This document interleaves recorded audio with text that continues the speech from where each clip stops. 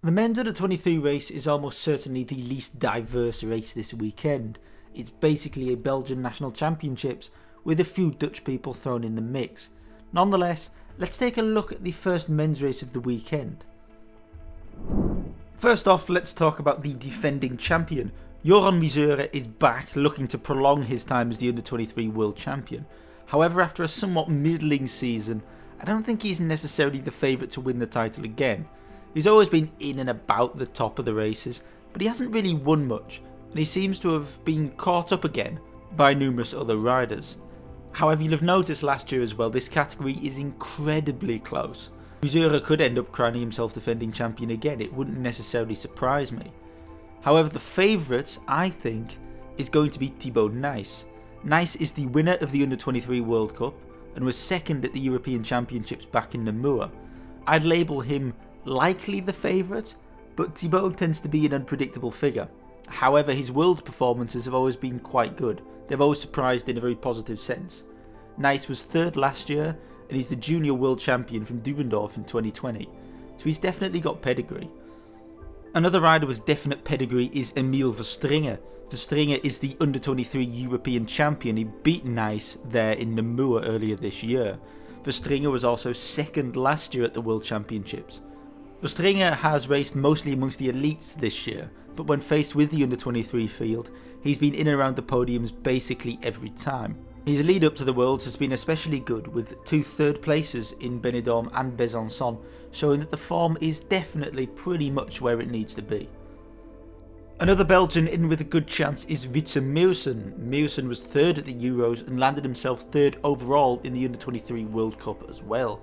His lowest finish in the Under-23 races outright this year was a 5th place in Benidorm.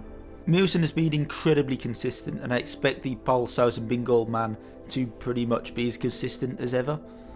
Jente Michels is the 5th and probably final Belgian I'll mention. Michels has been a constant top 10 feature throughout the season, with exception of Besançon last weekend.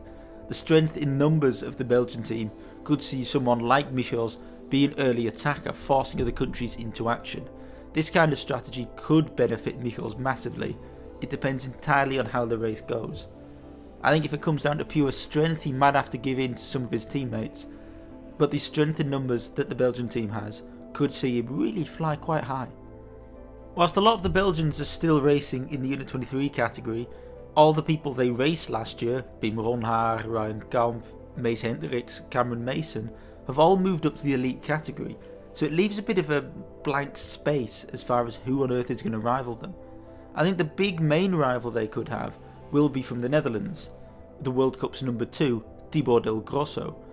The 19-year-old is younger than the Belgian generation, but nonetheless was able to land second in the World Cup and won the final round in Besançon. Del Grosso has put in some great performances from Christmas onwards, coming into form really well. I don't know if I trust him to quite take the fight to the Belgians, mostly because there's just so many of them, but I think Del Grosso is going to be the one to look out for. With one Dutchman against a bunch of Belgians in Hoge Heide, it might be something akin to Lars Boom a few years ago. However, there is another Dutchman, just one more to keep an eye on, first year Under-23 David Haverdings. Haverdings dominated the junior ranks last year, winning basically everywhere he went. He didn't, however, win the World Championships after a crash. This season, he's put in a whole host of brilliant performances, mixing it with the far older, far more experienced lads at the front. I don't think it's going to be the year for Haverdings, I think it's still a year early, but Haverdings could well surprise.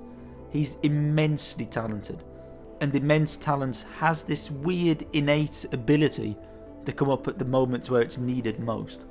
The benefactor of Haverdings' crash last year was Jan Christen. The Swissman won himself the junior world title. However, he's not necessarily a natural crosser, he's got more of a road engine in that sense, and that suited Fayetteville really well. And it sort of suits Hoge Heide, but Christen has really struggled in his first year in the Under-23 category, not really performing anywhere.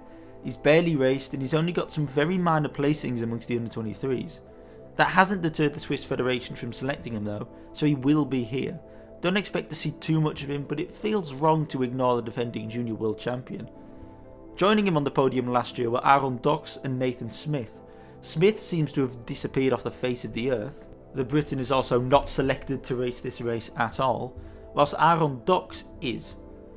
Dox is a first year under 23, of course, just like everyone else I've just mentioned, and therefore I think it's still a bit early, and especially with the strength of the Belgian team, I can't see him being the one to take it. But he's still a good talent, and he could well surprise. I also want to quickly mention Davide Toniati. The Italian has not really raced near the front that much, but he was 4th at the Euros, the closest challenger to the Belgians. So I think he could well do well, but it's really dependent on how he feels. I feel like we only ever see Toniati at Euros and World Championships, and even then he's sometimes a bit of a non-feature. I think it's worth mentioning him just so we mention some more than just the Dutch and the Belgians. But I don't know what to expect of Toniati. He could be there, he could not. We'll see. For the overall win, I think it's pretty much impossible to look past the Belgians, but which Belgian will win? No idea. After spending last year as the perfect teammate, it might be time for the Belgians to repay Tibor Nice. Nice has arguably been the strongest this year. His road efforts could well help around this power-heavy course as well. I think he might well be the one to win it, but it could be entirely down to tactics on the day. I expect Wyseure, Verstrynge and Meeuwsen to pretty much be strong enough to podium. Maybe Del Grosso, he'll be the big rival. It depends how good he is really, to see what else happens for this whole race. But I'll back Nice for the overall win.